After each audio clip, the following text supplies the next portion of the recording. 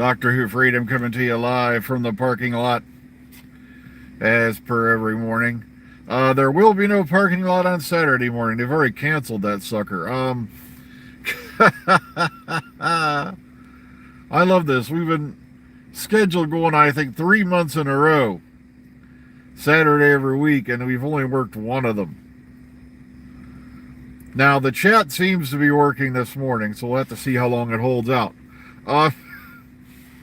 Yesterday, I wasn't getting any chat messages. And I was like, okay, it's just a quiet room today. Turns out it was working, but it wasn't coming up on this app, and I do not know why. But, so far, thankfully, there have been no major leaks or spoilers from the Power of the Doctor premiere. And some pictures are out because Doctor Who Magazine's out. The Power of the Doctor edition, I think, came out today, if memory serves. And I've been seeing a lot of the pics from that coming up online. Because now we're seeing the look on the Doctor's face. Somebody clipped Yaz off the one picture of it. But Yaz is standing there, the Doctor's looking, and you see the back of Tegan and Ace. And she's got this shocked, like WTF look on her face. The Doctor does. And a lot of people seem to forget, just in case, we'll give you a reminder for you folks, who are new. Tegan left the Fifth Doctor at the end of Resurrection of the Daleks because it wasn't a good parting, in a way. She'd had enough of the BS. She'd had enough of, the people dying and things like that. And she decided to leave. Now, Ace, on the other hand, was supposed to have left in Series 27, which didn't happen, and go off to become a Time Lord. But then if you listen to Big Finish, there's hints here and there that she was getting fed up with the Doctor's crap.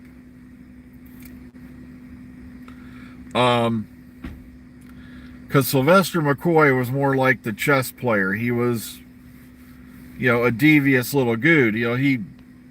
Some of the times, when they popped up somewhere, he knew exactly where they were, what was going to happen, and things like that. And he wouldn't tell them. He wouldn't tell the companion. Especially Ace. And I keep thinking companions because, in Big Finish, he had more than one at the time. And there was Ace, there was Hex, and, a few others. By the way, Hector Schofield, from which the entire concept, I believe, of Rory Williams was taken. I'm sorry. It jibes up too much.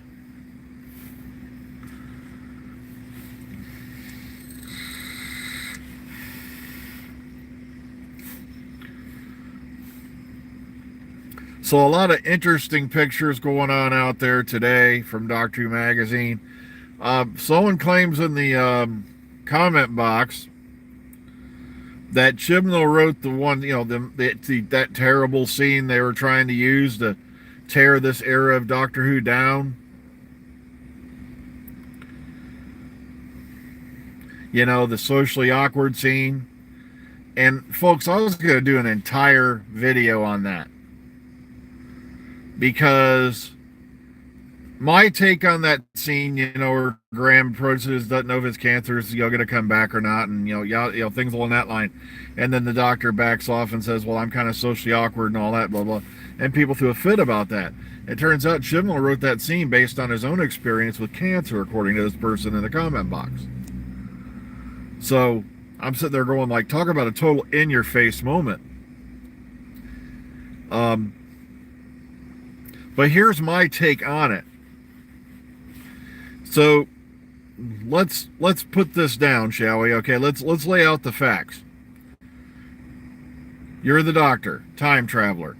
Now, while they've had things like Matt Smith handing out the magic, head thing knockout, that, the magic potion that saves your life, which he did in the Almost People.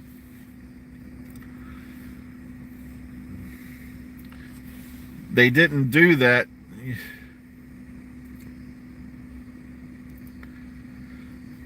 Yeah.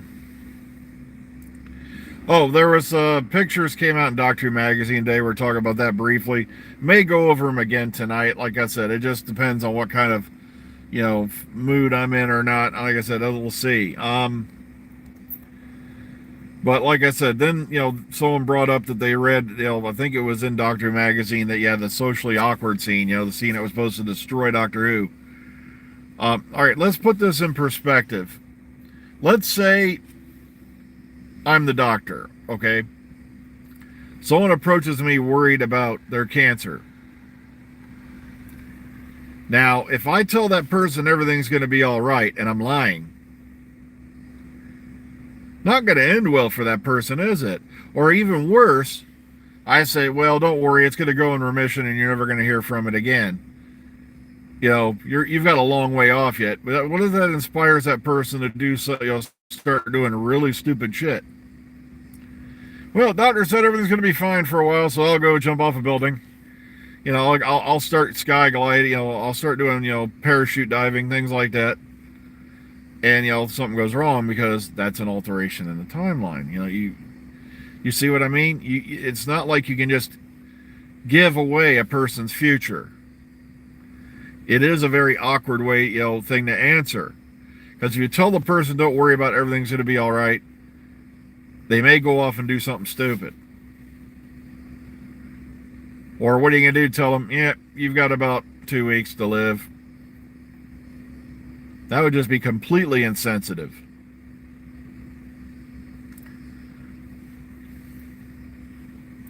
So you have to leave it vague. You can't just, there's no real right answer to give in that situation, especially if you're a person with access to the future. Because you could accidentally alter that person's timeline if you answer it one way or the other.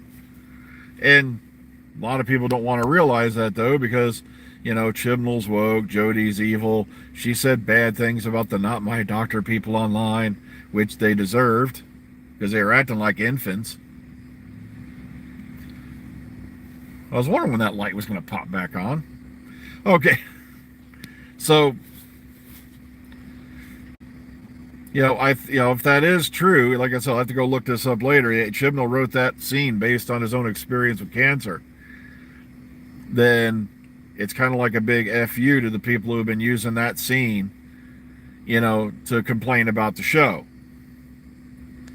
Yeah, that one light's going in and out. I was wondering why I didn't have any decent light over here today.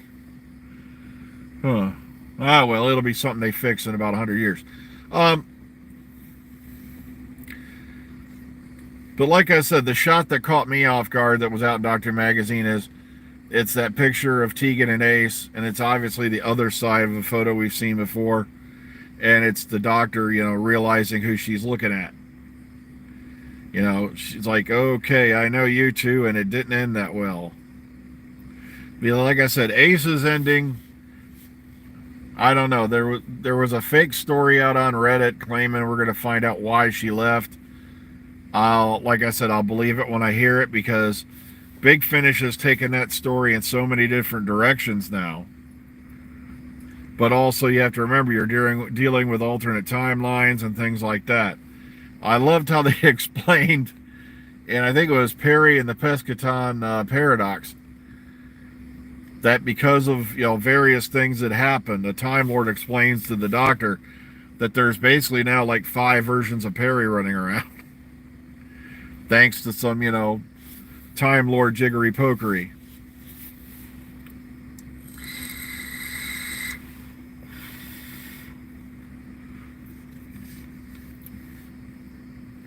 But that's the complications of hanging around with a time traveler,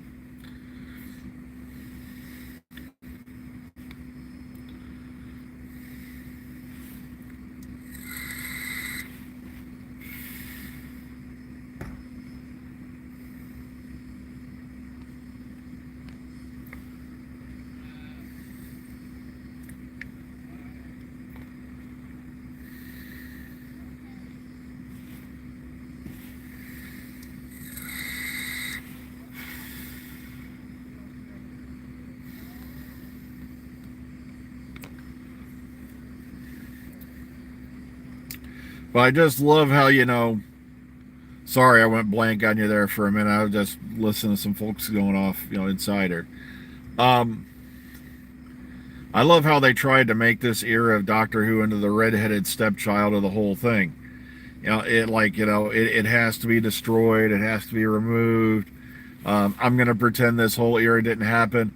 And it's woke, it's virtue signaling and all that. Yet, what did RTD come out and say right off the bat? They're doing an episode about climate change.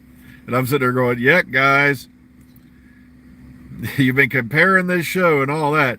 Yet you skip over the fact that, according to their definition, the Doctor's been a woke, virtue signaling social justice warrior since '63. Okay, it's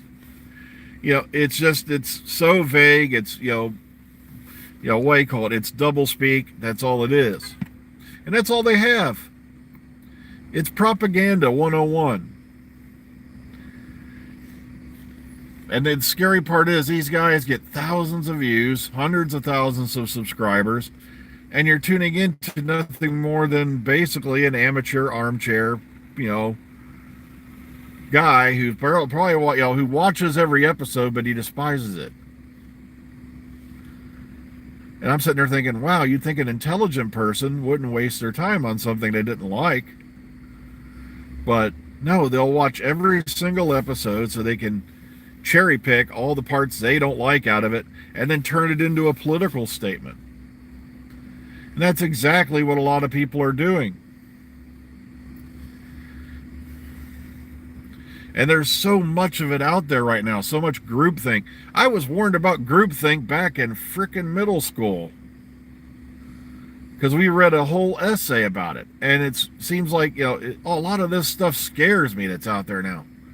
It's right out of 1984. It's out of the Orwell playbook. Hell, it looks like stuff that, Goebbels would have written. All the propaganda and nonsense that's running around out there. But, screw that. I'm not going to let it ruin my day, I know a lot of us out there, especially the ones who don't want to admit it, are going to be very sad when October 23rd comes around.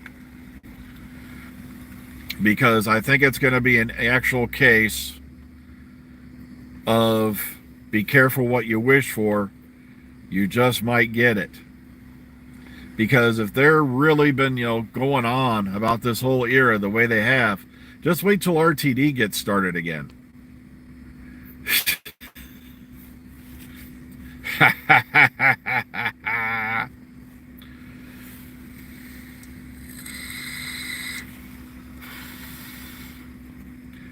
Oh, well, folks, it's about that time. I got to run inside. So please, remember today as you go through your day. Be kind, be calm, be safe. You see someone out there who's, kind of frowning and all that, give them a smile. Smiles are free, hand them out when you can. Oh yeah, I'm excited too, but like I said, you're going to have those usual morons who are going to, try to destroy it, and, so they can, make views on YouTube. But remember, above everything today, be kind, be calm, be safe. Have a great Thursday. I know I'm going to, because Saturday's canceled. So, take care, everyone, and we'll hopefully see you all in the future.